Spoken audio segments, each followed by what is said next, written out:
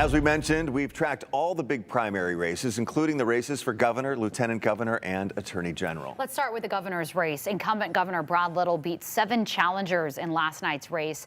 The complete unofficial results, keyword unofficial, show Governor Little got 53% of the vote, while his lieutenant governor, Janice McGeachin, and his opponent got 32%. In his first run for political office, Ed Humphreys, a financial advisor from Eagle, got 11% of the vote. Doug and I caught up with Little last night at the GOP election party after his victory speech. Take a listen to what he told us.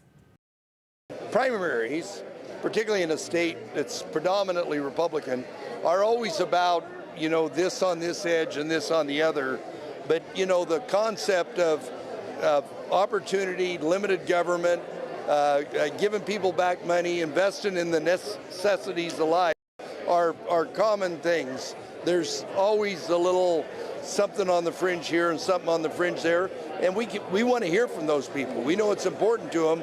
What can we do to alleviate their concerns? But I think the voters tonight really spoke loudly.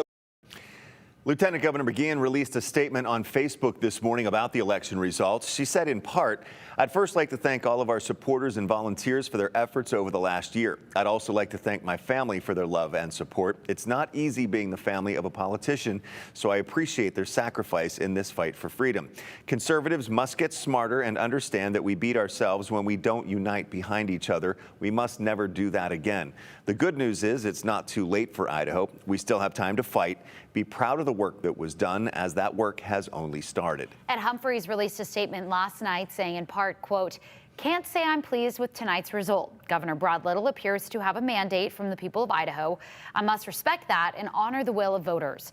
My team and I worked tirelessly to implement a better direction for our state, but we were whipped by the incumbent." He goes on to say, "I'll be praying for Idaho. Thank you, everyone, for the support and encouragement. So many people across the state profoundly affected me and my family. I hope to have made a minor positive impact on Idaho." In the race for lieutenant governor GOP nomination, current Speaker of the House Scott Bedke beat current state representative Priscilla Giddings 52 to 43%. Again, all results are unofficial.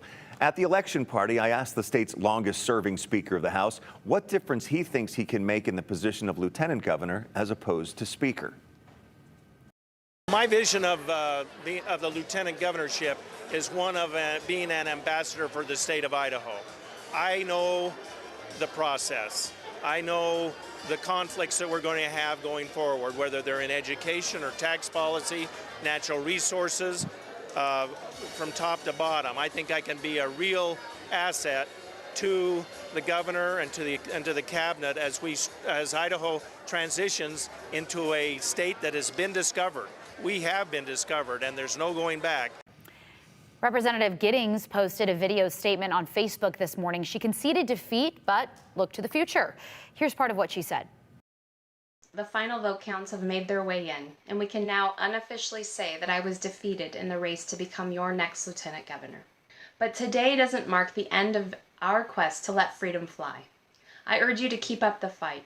You've shown that involved, caring conservatives can still make the liberal machine fear you. This election has been a bellwether for the future of our state, and we now know that we need to continue to build armies at the local level. Please don't lose heart. Instead, now more than ever, we need patriots to run for and serve on central committees and school boards and county commissions and health districts. Speaker Bedke will take on Democrat Terry Pickens Manweiler in the November general election. She put out a statement saying in part, "What I am hearing is that most Idahoans are united in their dismay over the way Lieutenant Governor Janice McGeachin has treated this office. Most Idahoans, Republicans, Democrats, and the unaffiliated are upset by the mismanagement of this office. They're united in the desire to vote for someone who is tough, fair, honest, and hardworking, just like most Idahoans are. People whom I have met support me. From now until November, that support will grow as I meet more and more people. I'm excited to bring respect, honor, and responsibility back to the office." The wide margin of victory in the race for Attorney General was perhaps the most surprising. Former Congressman Raul Labrador, who obviously has a lot of name recognition across Idaho, beat out the current AG Lawrence Wasden. Wasden has held that seat for 19 years. and was running for a 6th term in office. Labrador released a statement on Twitter today. It reads in part, "Thank you to the primary voters of Idaho who have put your faith and trust in me to serve as our next Attorney General. I also want to thank the countless volunteers who put in so many hours along with my campaign team. Your work did not go unnoticed." He goes on to say, "Today we continue our campaign as we work toward the November general election.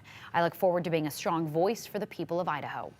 Another incumbent lost her seat. Superintendent of Public Instruction Sherry Ibarra will not be back in 2023. Unofficial results show former State Board of Education President Debbie Critchfield won with 40% of the vote.